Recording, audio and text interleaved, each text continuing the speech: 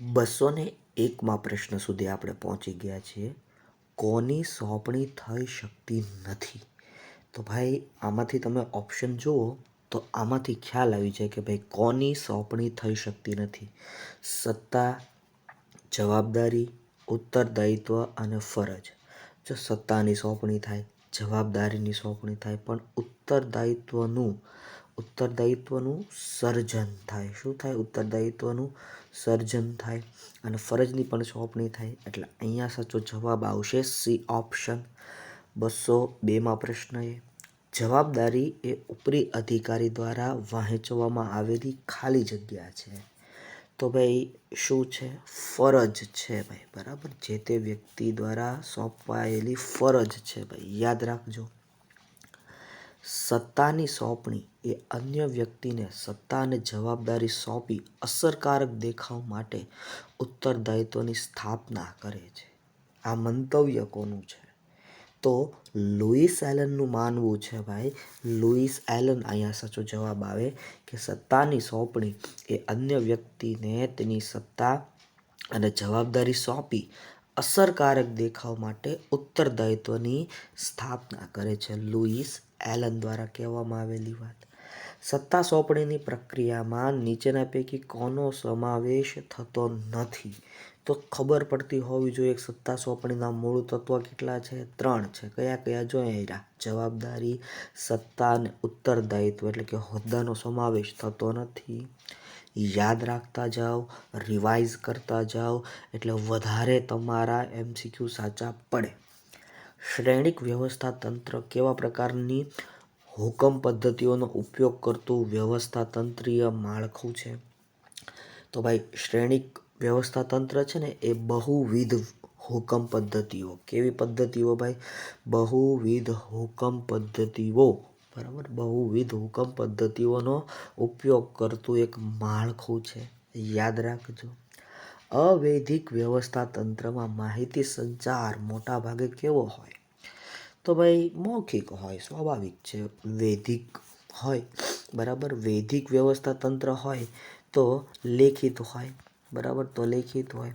અને અહીંયા અવૈધિક આપ્યું ભાઈ. અવૈધિક હોય એટલે કે મૌખિક રીતે તમને જોવા મળે. તો બે યાદ રાખવાનું ભાઈ, બરાબર. આગળ વધીએ.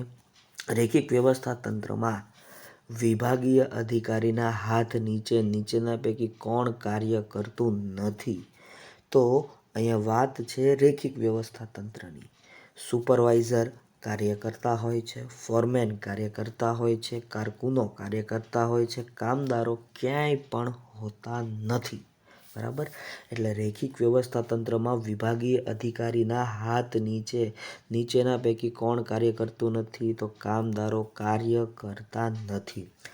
આકૃતિ સ્વરૂપે તૈયાર કરેલ ચાર્ટ ક્યાં મૂકવો જોઈએ?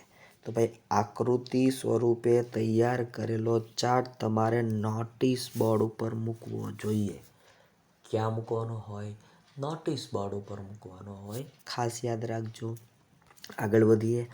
વ્યવસ્થા તંત્રમાં વિકેન્દ્રિત પ્રવૃત્તિઓ અને કેવા હેતુસર આંતરસંબંધોની સ્પષ્ટતા દ્વારા કેન્દ્રિત બનાવી શકાય? જો ફરીવાર વાંચીએ. વ્યવસ્થા તંત્રમાં વિકેન્દ્રિત પ્રવૃત્તિઓ અને કેવા હેતુસર આંતરસંબંધોની સ્પષ્ટતા દ્વારા કેન્દ્રિત બનાવી શકાય છે? તો 209માં આવે છે સંકલન. સાચો જવાબ શું આવે ભાઈ? સંકલન, બરાબર. ખાસ યાદ રાખતા જજો ભાઈ. આગળ વધીએ. કાર્યોનું વેચાણ વિભાગમાં નીચેના પૈકી કયા કાર્યનો સમાવેશ થતો નથી? તો પહેલાં તો ઓપ્શન તપાસી લેવાના ભાઈ. વિજ્ઞાપન કાર્ય કરવું, પેકિંગ કાર્ય કરવું, વિતરણ કાર્ય કરવું અને ખરીદીનું કાર્ય કરવું. તો તમે ઓપ્શન જો એનાથી ખ્યાલ આવે ભાઈ ખરીદીના કાર્ય હારી કાંઈ લેવા દેવા છે નહીં. વેચાણનું કાર્ય છે એટલે વિજ્ઞાપન કરવાનું હોય, જાહેરાત કરવાની હોય. પેકિંગનું કાર્ય વ્યવસ્થિત વસ્તુને પેક કરવાનું કાર્ય હોય. વિતરણ વ્યવસ્થા ગોઠવાની હોય, બરાબર. વિતરણ વ્યવસ્થામાં કોણ મધ્યસ્થી છે એની વ્યવસ્થા કરવાની હોય. તો અહીંયા કીધું એ પ્રમાણે આ ત્રણનો સમાવેશ થાય, પણ ખરીદીના કાર્યનો એક પણ જગ્યાએ સમાવેશ થતો નથી. ખાસ યાદ રાખજો ભાઈ. આગળ વધીએ. વ્યવસ્થા તંત્રની રચના દ્વારા કાર્યકારણનો સંબંધ સ્થાપિત થાય છે તેવું કોણે જણાવ્યું? તો ભાઈ કાર્યકારણનો સંબંધ સ્થાપિત થાય એવું પીટર એફ ડ્રકર દ્વારા જણાવવામાં આવ્યું. ભાઈ કેવો?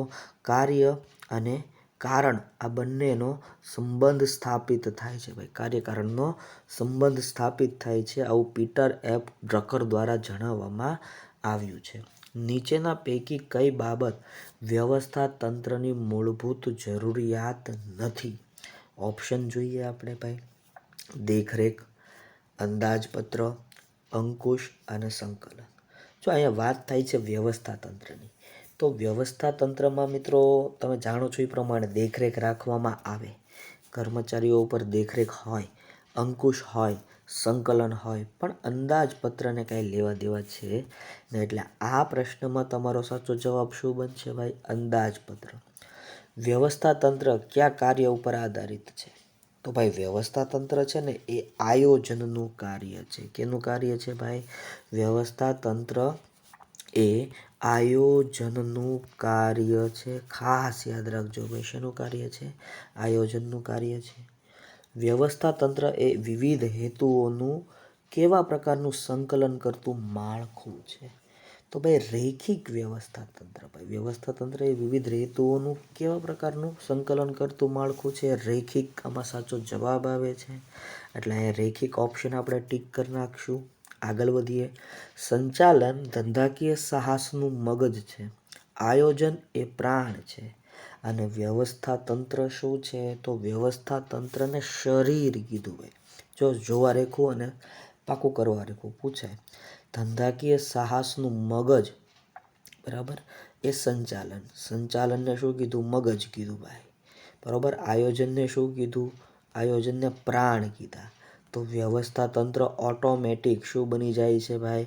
તો વ્યવસ્થા તંત્ર ઓટોમેટિક શરીર બની જાય છે, બરાબર. ખાસ યાદ રાખજો. સંચાલનની સફળતાનો આધાર માત્ર આયોજન નહીં પણ કોના ઉપર હોય છે? તો ઓપ્શન આપેલા છે. દોરવણી, સંકલન ઉપર, આયોજનના અમલ ઉપર ને અંકુશ ઉપર. તો આમાં જવાબ આવે આયોજનના અમલ ઉપર. કોના ઉપર રહેલો છે ભાઈ? આયોજનના અમલ ઉપર. કાર્યના વિભાગીકરણને કારણે નીચેનામાંથી શું શક્ય બને છે? તો શું શક્ય બને છે ભાઈ? વિશિષ્ટીકરણ શક્ય બનતું હોય છે. શું શક્ય બને? વિશિષ્ટીકરણ શક્ય બને છે. ખાસ યાદ રાખો. કયા વ્યવસ્થા તંત્રમાં સત્તા અને જવાબદારીની સોંપણી કાર્ય પ્રમાણે કરવામાં આવે છે? તો મિત્રો આમાં સાચો જવાબ આવશે કાર્ય અનુસાર વ્યવસ્થા તંત્ર, બરાબર. આમાં શું સાચો જવાબ આવશે? કાર્ય અનુસાર વ્યવસ્થા તંત્ર કાર્ય ઉપર આધારિત છે એટલા માટે. આયોજન ધંધાનું મગજ છે, તો વ્યવસ્થા તંત્ર ધંધાનું શું છે? તો વ્યવસ્થા તંત્રને ધંધાના શરીર સાથે સંકળાયેલ, બરાબર. વ્યવસ્થા તંત્રને શું કીધું? ધંધાનું શરીર કહી દીધું છે ભાઈ, ખાસ યાદ રાખતા જજો. આગળ વધીએ. રૈખિક વ્યવસ્થા તંત્રમાં સત્તાની સોંપણી કેવી રીતે થાય છે? તો તમે જાણો છો એ પ્રમાણે એક રેખિકમાં થાય, બરાબર. મતલબ કે સીધી લાઈનમાં કોણ કોને જવાબદાર રહેશે એવી રીતના સીધી લીટીમાં એક રેખિક રીતે ભાઈ વ્યવસ્થા તંત્રની અંદર જવાબદારી અને સત્તાની સોંપણી થાય. નિષ્ણાતોના કાર્યને મહત્વ મળે તથા વિશિષ્ટીકરણ અપનાવી શકાય તે માટે અસ્તિત્વમાં આવેલું વ્યવસ્થા તંત્ર એટલે કયું વ્યવસ્થા તંત્ર? તો મિત્રો તમે જાણો છો ભાઈ આમાં સાચો જવાબ શું બની શકે? કેમ કે આ પૂછાવા લાયક ક્વેશ્ચન કહેવાય. તો નિષ્ણાતોના કાર્યને મહત્વ મળે તથા વિશિષ્ટીકરણ અપનાવી શકાય તે માટે અસ્તિત્વમાં આવેલું વ્યવસ્થા તંત્ર એટલે એકમાત્ર કાર્ય અનુસાર વ્યવસ્થા તંત્ર. જવાબ શું આવશે ભાઈ? કાર્ય અનુસાર વ્યવસ્થા તંત્ર. વ્યવસ્થા તંત્રનો સરળ અને પ્રાચીન પ્રકાર છે જેને લશ્કરમાં વર્ષોથી ઉપયોગ થતો આવ્યો એટલે કયું વ્યવસ્થા તંત્ર? એટલે ભાઈ રૈખિક વ્યવસ્થા તંત્ર, બરાબર. આમાં સાચો જવાબ શું આવે? રૈખિક વ્યવસ્થા તંત્ર. કયું વ્યવસ્થા તંત્ર એ વૈદિક વ્યવસ્થા તંત્રનો પડછાયો છે? તો અવૈદિક વ્યવસ્થા તંત્ર એ જે કીધું એ પ્રમાણે ભાઈ વૈદિક વ્યવસ્થા તંત્રનો પડછાયો છે. રૈખિક વ્યવસ્થા તંત્રમાં સર્વોચ્ચ સત્તા કોની પાસે હોય છે? તો સર્વોચ્ચ સત્તા ભાઈ સંચાલક મંડળ પાસે હોય. કોની પાસે હોય ભાઈ? સંચાલક મંડળ પાસે હોય. આયોજકોએ ઘડેલી યોજનાઓના વાસ્તવિક અમલ માટે જે વહીવટી માળખું રચવામાં આવે છે તેને શું કહેવાય? તો એને જ વ્યવસ્થા તંત્ર કહેવાય. તેને જ વ્યવસ્થા તંત્ર કહેવાય છે. વ્યવસ્થા તંત્રની રચનાનો પ્રથમ તબક્કો એટલે શું? તો ભાઈ ધ્યેયોની સ્પષ્ટતા. બરાબર, ધ્યેય સ્પષ્ટ કરવામાં આવે એ વ્યવસ્થા તંત્રની રચનાનો પ્રથમ તબક્કો કહેવાય. ધ્યેયોની સ્પષ્ટતા. હુકમ આપવાનો અને તેનો અમલ થાય તે જોવાનો અધિકાર એટલે શું? એટલે ભાઈ સત્તા, બીજું કાંઈ નહીં ભાઈ. હુકમ આપવાનો અને તેનો અમલ થાય તે જોવાનો અધિકાર એટલે સત્તા. યાદ રાખવા જેવી બાબત. કાર્યની બીજાને સોંપણી અને તે કાર્ય કરવા માટેની સત્તા આપવી તે એને શું કહેવામાં આવે છે? તો એને સત્તા સોંપણી કહેવામાં આવે. શું કહેવાય ભાઈ? ઇટ ઇઝ કોલ સત્તા સોંપણી. યાદ રાખો. આગળ વધીએ ભાઈ. સત્તાના વિકેન્દ્રીકરણના કારણે અધિકારીઓ ખાલી જગ્યા અનુભવે. શું અનુભવે? તો ભાઈ ઝડપી નિર્ણય લઈ શકે, સ્પીડમાં નિર્ણય લઈ શકાય ભાઈ. બરાબર, ઝડપી નિર્ણય લેવાની શક્તિ મળે. સત્તાની સોંપણીની પ્રક્રિયાનો પ્રથમ સોપાન કયું છે? તો સત્તાની સોંપણીની પ્રક્રિયાનું પ્રથમ સોપાન છે જવાબદારીની સોંપણી. બરાબર, શેની સોંપણી ભાઈ? જવાબદારીની સોંપણી. જવાબદારીની સોંપણી એ સત્તા સોંપણીની પ્રક્રિયાનું કયું પગથિયું છે? તો ભાઈ વાત કરી પ્રમાણે પ્રથમ સોપાન છે. આજે જ આપણે આગળ વાત કરી ગયા ભાઈ. સત્તા સોંપણીની પ્રક્રિયાનું પ્રથમ સોપાન પૂછે તો વાત કરી પ્રમાણે સત્તાની સોંપણી. જવાબદારીની સોંપણી એ સત્તા સોંપણીની પ્રક્રિયાનું કેટલામું પગથિયું છે ભાઈ? તો એ પણ અહીંયા તમને પ્રથમ આપ્યું છે. બરાબર, યાદ રાખજો ભાઈ. બરાબર, જવાબદારીની સોંપણી એ પ્રથમ છે અને આ પણ પ્રથમ જ છે. ક્રમ તમને આપેલા છે. ઉત્તરદાયિત્વનો માર્ગ કઈ તરફ હોય છે? ભાઈ ઉત્તર દેવા માટે કઈ રીતના તમે બંધાયેલા હોવ? તો ઉત્તર દેવા માટે નીચેથી ઉપરની તરફ તમે બંધાયેલા હોવ. બરાબર, એટલે નીચેથી ઉપરની તરફ સાચો જવાબ બને છે. તળ સપાટીએ સત્તા સોંપણીનો વ્યવસ્થિત પ્રયત્ન છે જેનો અમલ કેન્દ્રિત સ્થળેથી થાય છે. એટલે શું? તો ભાઈ એટલે જ વિકેન્દ્રીકરણ. તળ સપાટીએ સત્તા સોંપણીની વ્યવસ્થાનો પ્રયત્ન છે અને જેનો અમલ કેન્દ્રિત સ્થળેથી થાય એટલે શું? તો એટલે વિકેન્દ્રીકરણ. જેના દ્વારા અન્ય પાસેથી કામ લઈ શકાય તે અધિકાર એટલે શું? તો એટલે ભાઈ સત્તા. બરાબર, પાવરની વાત છે ભાઈ, સત્તાની વાત છે ભાઈ. ખાસ યાદ રાખજો. આગળ વધીએ. સત્તા સોંપણીના મૂળ તત્વો કેટલા છે? તો સત્તા સોંપણીના મૂળ તત્વો 3 છે ભાઈ. બરોબર, કયા કયા? એક તો સત્તા, એક જવાબદારી અને એક ઉત્તરદાયિત્વ. યાદ રાખવા જેવી બાબત. કયા વ્યવસ્થા તંત્રમાં સત્તાનો પ્રવાહ બેવડો હોય છે? તો ભાઈ સત્તાનો પ્રવાહ બેવડો ક્યાં તમને જોવા મળે? શ્રેણિક વ્યવસ્થા તંત્રમાં ભાઈ.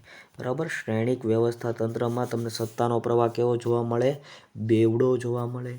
વ્યવસ્થા તંત્રના આધુનિક સ્વરૂપનું કયું વ્યવસ્થા તંત્ર છે? તો આધુનિક સ્વરૂપનું વ્યવસ્થા તંત્ર એટલે જ ભાઈ શ્રેણિક વ્યવસ્થા તંત્ર. ખાસ યાદ રાખતા જાઓ. કયા વ્યવસ્થા તંત્રને વિભાગીય વ્યવસ્થા તંત્ર તરીકે ઓળખવામાં આવે છે? તો ભાઈ વિભાગીય વ્યવસ્થા તંત્ર એટલે રૈખિક વ્યવસ્થા તંત્ર. વિભાગીય વ્યવસ્થા તંત્ર એટલે રૈખિક વ્યવસ્થા તંત્ર. વૈદિક વ્યવસ્થા તંત્રનું માળખું કેવું કદ ધરાવતું હોય છે? તો વૈદિક વ્યવસ્થા તંત્રનું માળખું ભાઈ યાદ રાખજો, મોટું કદ ધરાવતું હોય. કેવું કદ ધરાવતું હોય ભાઈ? મોટું કદ ધરાવતું હોય છે. વ્યવસ્થા તંત્રની રચના કરતા પહેલા શું અનિવાર્ય છે? તો મિત્રો આમાં સાચો જવાબ આવે આયોજન અનિવાર્ય છે. શું અનિવાર્ય છે ભાઈ? આયોજન અનિવાર્ય છે. 2 કે તેથી વધુ વ્યક્તિઓ સહકાર દ્વારા થતી પ્રવૃત્તિ એટલે વ્યવસ્થા તંત્ર. આવું કોણે કીધું છે ભાઈ? તો ચેસ્ટર આઈ બર્નાર્ડ. બરાબર, ચેસ્ટર આઈ બર્નાર્ડની આ વ્યાખ્યા છે. ઉમેદવારોનો સ્વભાવ અને આત્મવિશ્વાસ જાણવા માટે કઈ કસોટી લેવામાં આવે છે ભાઈ? તો ઉમેદવારોનો સ્વભાવ જાણવો હોય, આત્મવિશ્વાસ જાણવો હોય તો મનોવૈજ્ઞાનિક કસોટી લેવામાં આવે. કઈ કસોટી લેવામાં આવે? મનોવૈજ્ઞાનિક કસોટી લેવામાં આવે. ભરતી પછીનું બીજું કાર્ય કયું છે? તો ભરતી પછીનું બીજું કાર્ય પસંદગી કરવી ભાઈ, બરાબર. ચોઇસ, પસંદગીનું કાર્ય એ ભરતી પછીનું બીજું કાર્ય છે. કર્મચારી વ્યવસ્થા એ સંચાલનનું કેવા પ્રકારનું કાર્ય છે? તો એ સંચાલકીય કાર્ય છે. કેવું કાર્ય છે ભાઈ? સંચાલકીય કાર્ય છે. ખાસ યાદ રાખો. બિન સંચાલકીય કર્મચારીઓની પસંદગીની પ્રક્રિયા કેવી છે? ટૂંકી છે અને સરળ છે, બરાબર. બિન સંચાલકીય કર્મચારીઓની પસંદગીની પ્રક્રિયા કેવી છે ભાઈ?